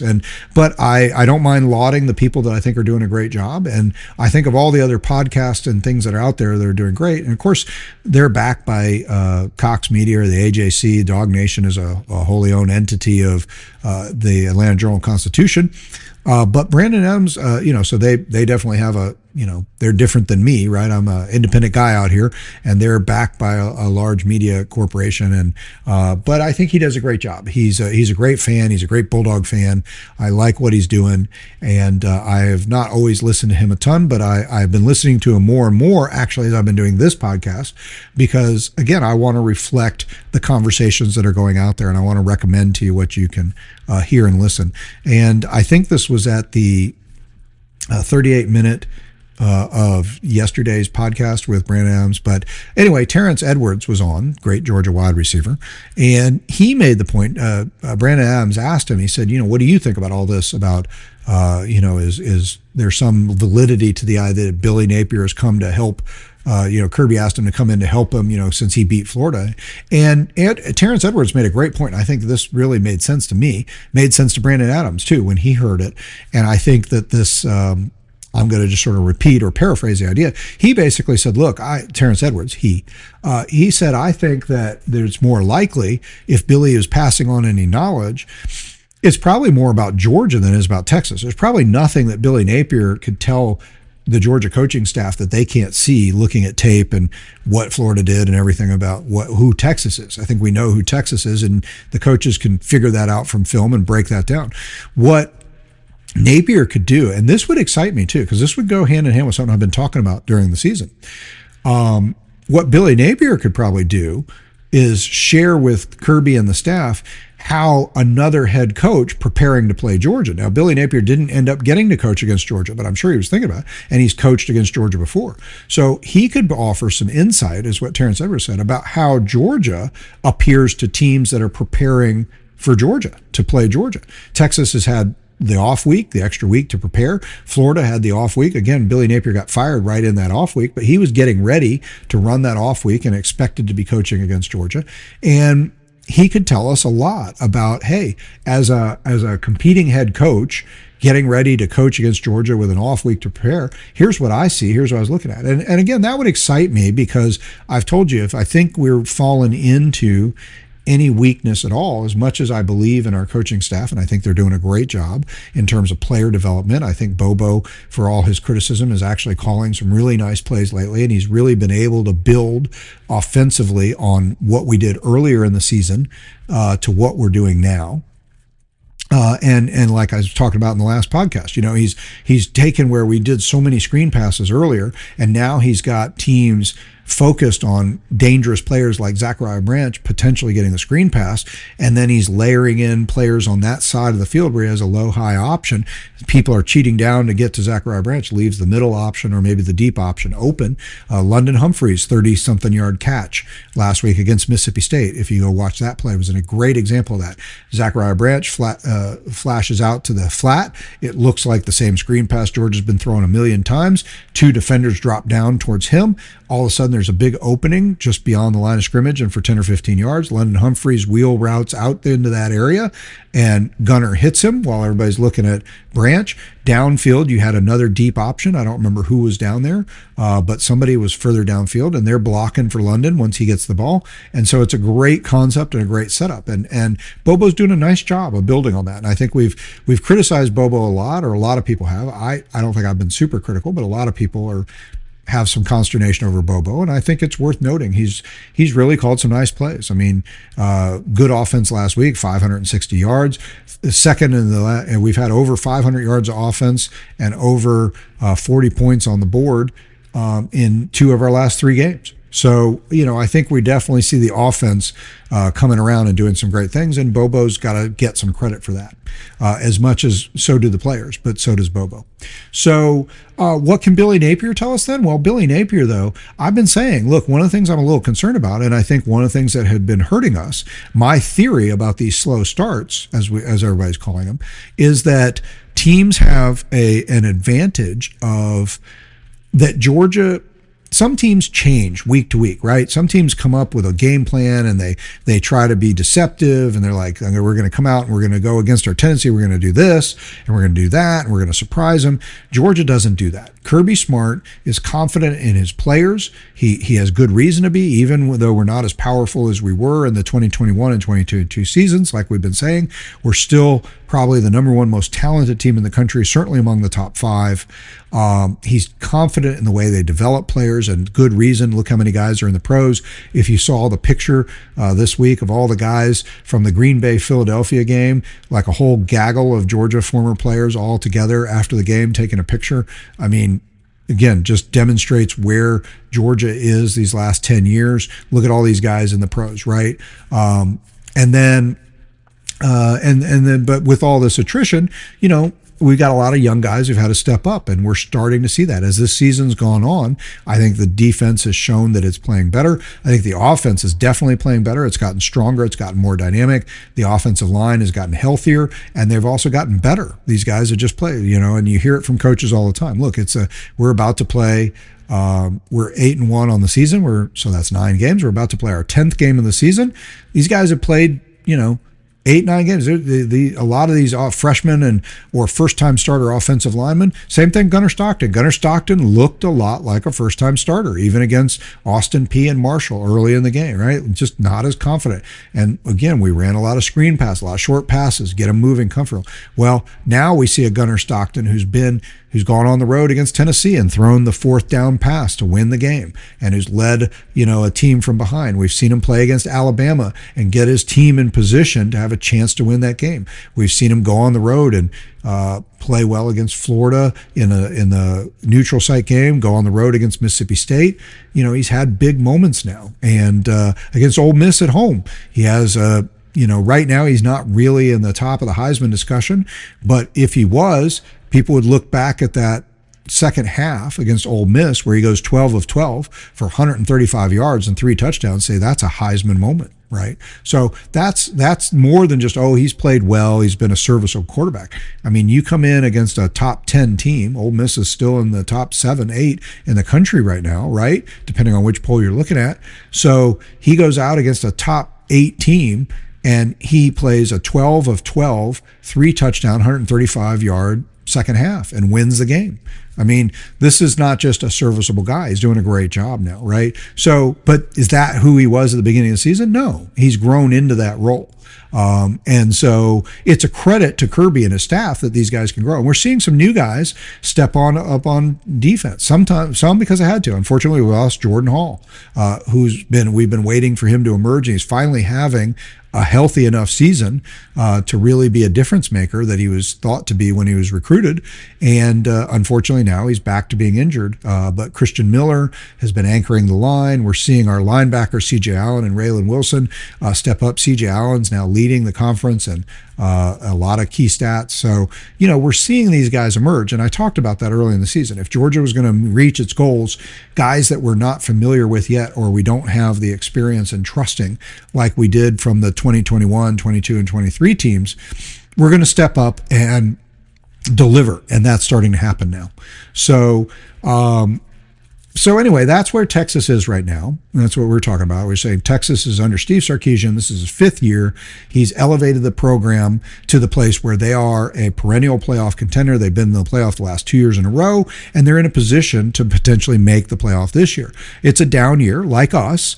They were hyped. They still were a top-ranked team. In fact, they came in as the number 1 team, and Arch Manning famously had too much hype. And look, everybody has said everything about this, so I don't have to say a lot, but I'll just put my 2 cents in and say, look, Arch Manning was overhyped to start the season, not because he didn't have the talent and the possibility, but just like Gunner, he hadn't been a starter. He hadn't regularly been doing that, and almost nobody, no matter how talented they are, steps in their first year as a starter in the SEC on a potential playoff national championship caliber team and just like, hey, I got this. Boom, boom. Justin Sayin at Ohio State. Nick Saban famously commented on game day this year that, he was the idiot who had the guy playing with the scout team. Who's the coach who had the idiot playing with the scout? Who's the idiot who had Justin Sayin playing with the scout team, referencing himself when Sayin was spent a year on the team at Alabama.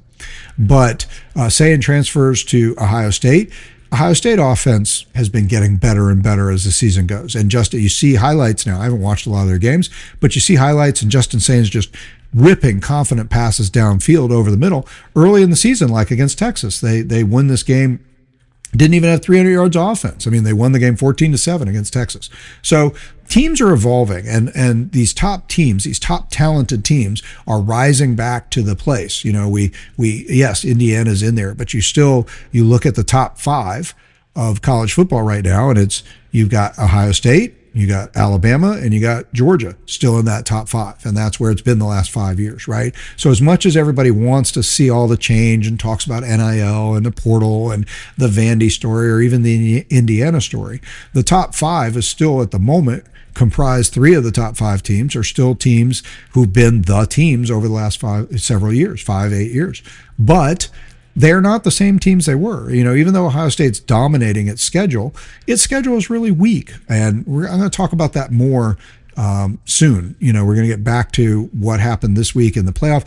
I don't think it was worthy of sidestepping all the stuff we need to talk about Texas to go back after the rankings. I put my podcast out last before the rankings came out. The rankings came out, let me just say as a side note, really very little changed. As expected, BYU bounced down because they lost. Texas Tech, I was a little surprised to see jumped up against Ole Miss. I've done some work on that, and That's probably more legit. A lot of commentators, especially SEC-focused commentators, Georgia-focused commentators, are looking at Texas A&M having a great game and Indiana barely winning and not seeing A&M jump over Indiana. And they're looking at the Texas Tech jumping over Ole Miss when Ole Miss went out and won. It had been against the Citadel. They had their easy game this week. We have ours against Charlotte next week. But they go out and post a 49-0 win against Citadel. Texas Tech beats BYU in a top 10 matchup. They leap over Ole Miss. Should that be, is the strength of schedule for the SEC getting enough credit? These are legitimate questions. I've done some work on that. We're going to come back and talk about that separately. Let me just say, I don't think it's as bad as you might think. I think it's more of a close call when you really look at all the metrics. I see what some of the people, especially Georgia and SEC fans, are saying, and I don't disagree with it. I'm not saying they're wrong, but I also don't completely disagree with the thinking that the committee used. There's a justification for it. It's not unjustifiable. So, look, I'm not that worried about it. I think in the end, things are probably going to work out about like they should. There's certainly plenty of spots, again, with the 12-team playoff. Like I've said, you're going to have teams in the playoff that I don't even think are worthy of consideration for the national championship. So I'm not that worried about, where we sit. If we can't make a 12-team field and have a decent position, then we didn't deserve it. There's so much room to earn something in there that, I'm not that worried about that. So I think that I'm going to wrap up this podcast. I thought this has gone a lot longer than I thought, but I was always going to maybe split the final predictions into, like I said, a Saturday morning podcast. I might try and get it out before the end of tonight, Friday night. So maybe it'll come out Friday night, and then you can get to it Saturday morning. But we're going to get deeper in the predictions. But we're already at an hour and 30 something minutes, and I don't want to go much beyond that. There's just not that much time in everybody's life to go deeper. So what we still have left to do is, we've talked about a little bit of history in Georgia and Texas. We've talked about who Sarkisian is. He's the coach, where he's come from. We know he's an offensive-minded coach and what he's done raising Texas a little bit. It gives us some background. Where has Texas been these last few years as a program? Overall, where have they been? I guess the one thing I didn't say I was going to say is, look, Texas's glory days were in the 60s. A lot of us as Georgia fans, maybe we haven't been completely I will say that when you look at the top programs of all time, Texas is right there, maybe higher than Georgia, I hate to say. When you look at things like the all-time record, Texas is 7th all-time in terms of their record. They are 968, 397, and 33 all-time. That's a 704 winning percentage as a program. So Georgia, by contrast, is 12th all-time by record, a 668 winning percentage, so just under 70%. And again, famously, we hit our 900th win last week. Well, Texas has been in the 900 win club. They're already at 968. So they are closer to the 1,000 win club now than they are just entering the 900 win club. So Texas all time has, 68 more wins than us. And they have 397 losses. We have 433. So they have, 30, what is it? That's 36 less losses than we do. We have 54 ties, by the way. Texas has 33. So a lot of the difference is just we've had a penchant for tying a lot in history. Ties don't exist anymore in college football, so you're not going to see that happen much. But that's a place where, this is just who Texas is. Texas has 4 national championships in their history, and so does Georgia. They're kind of even on that record. Texas, when you look at their national championships, though, go back and look at that real quick. So again, like us, they're down around 18th in the history of college football, with teams claiming all their different championships. Again, Auburn jumped all the way up to 5th since they picked up a bunch of free national championships this year. But Texas's national Texas's national championships. Woo. Hard to say, right? Those they have 3 of them in the 1960s. So you just go back and you look at the history of Texas football, And that's where they really exploded. You might have heard the name. Dana Bible was sort of a famous coach that got Texas going, although he didn't really get them. He got them the first time maybe they were ever ranked number one in the country, just based on, again, it's hard to say. I mean, like he took over in the 1940s. The AP poll started in 1936. So their first ever AP poll ranking at number one came during Dana Bible's time. His record is not as dominant as a few years later, starting in 1958, 57 is when Darrell Royal would take over as coach. And in 1961, Texas would be ranked every year, some part of every season, number one, from 1961, 2, 3, 4, and 5. And they would win the 1963 national championship. They would win the national championship again in 69 and 70. They claimed part of a national championship as well. So they, that was really their time. That Darrell Royal, and their stadium is named for Darrell Royal. So he had a great run, and that's where Texas really came to dominance. But in their history, again, they're seventh all time in wins and winning percentage. They have 4 national championships. They have 31 conference championships because they had all these Southwestern Conference championships. I think I've told you about that before, or we talked about that a little earlier, and that's kind of a sort of an amazing run. Hard to equal that. But one place that we have them is bowl record. Texas, and again, I think this sort of speaks to, yes, they dominated their conference for many years, but they had a history of getting to a lot of bowl games, but they only just have a barely over 500 record. Georgia has a much better record in bowl games. Both programs have 2 Heisman Trophy winners. Texas has spent 50 weeks all-time ranked number one, and Georgia is at 54, 55, I think. So again, I talked about that early in the season. I was happy that Texas got knocked out of number one this season because they could have, if they had not lost to Ohio State, even if they had lost to Florida, they would have, if they stayed number one between those 2 games, they would have overtaken us for most weeks at number one in that particular little tidbit of a thing. We have 54 and they have 50, so we're 9th in that category all time, and they're 10th. But very arguably, when you add up all of Texas's accomplishments, they come in somewhere in the 7th to 10th all time range. Georgia comes in kind of like in the 7th to 12th time. So very close in programs and program history. And, that just gives you a little bit of perspective. The whole Texas is back thing. Obviously, Texas won a national championship under Mack Brown in 2005. And they had quite a run during the Mack Brown era. I mean, he also elevated the program. They played and lost. You might not remember. Oh, I said they won the national championship in that famous Rose Bowl, Vince Young, 2005. What a lot of people might not remember is that they played again in 2009. They were in the BCS championship game against Alabama. Colt McCoy was a quarterback, and they were undefeated. And they played Alabama, and they lost, and Alabama won the national championship. So you don't hear a lot about that Texas team, but that was kind of the end. That was Mack Brown's last hurrah. They were 13-1, 13-0 coming into that game. They lost the championship game, and I think Colt McCoy got hurt in that game. And so, not saying Alabama didn't deserve the 2009 national championship, but that was Nick Saban's first national championship at Alabama, the run of 6 that he would go on. Mark Ingram was on that team, and but they did go on. They did beat Texas, and they did claim the national championship. Texas was in that game, and then so that was sort of, Mack Brown had a nice long run, and that was his last sort of hurrah.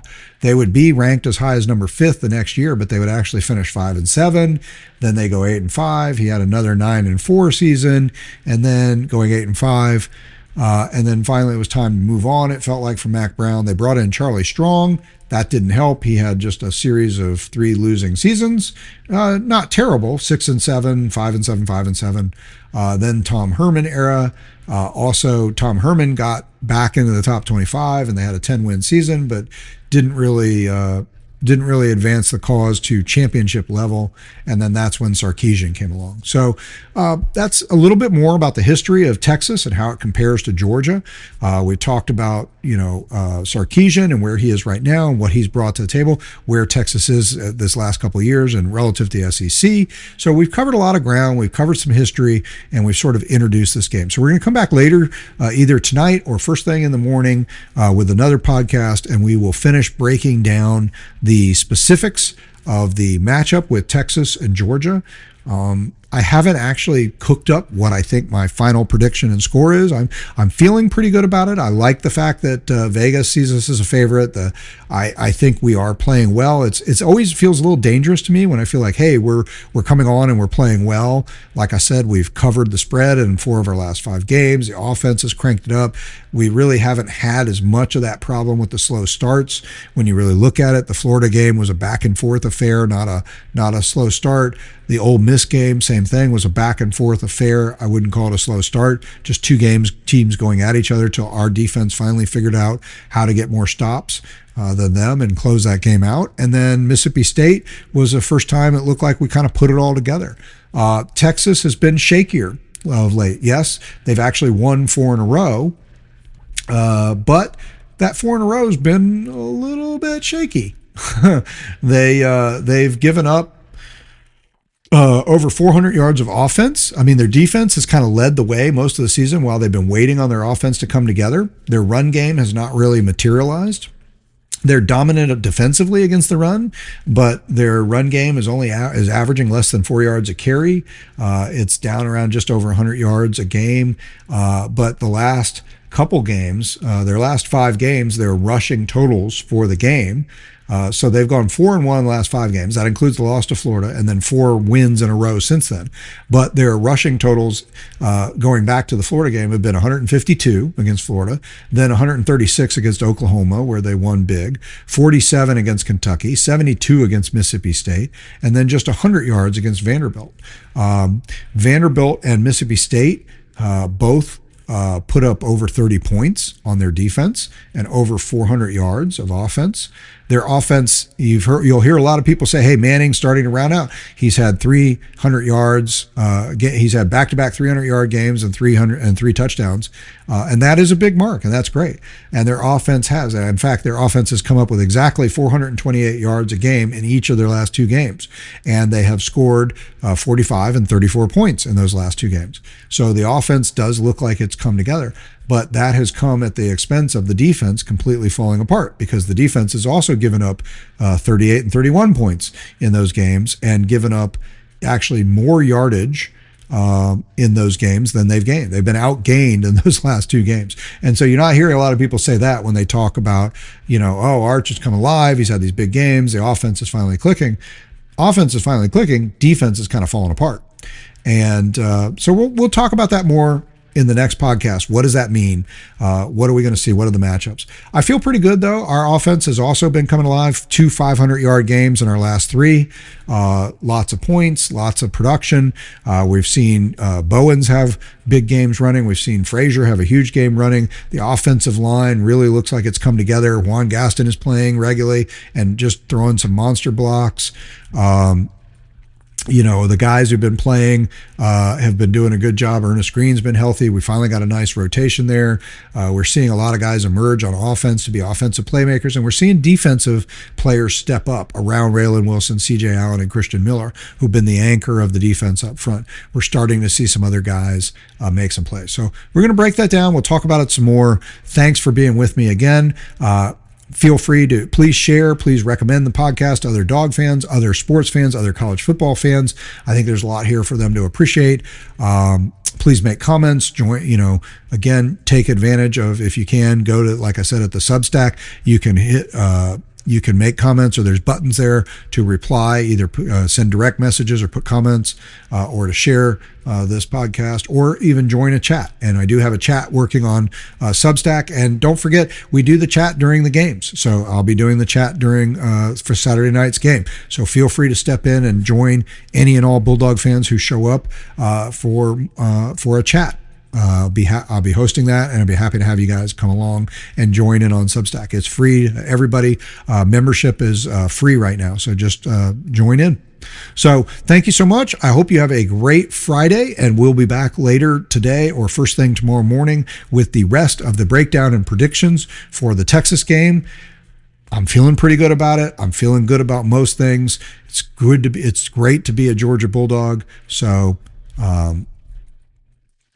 let's just have a great Friday afternoon. Look forward to a awesome day at Sanford Stadium. Awesome night game. I look forward to seeing how that's going to look. I am sure the fans, the university, and everybody is going to do a bang-up job, just like they did most recently in the last night game that we had. So that was against Alabama, and it was in a losing effort. But I think this time things may come out a little differently. So there's a hint on my thinking.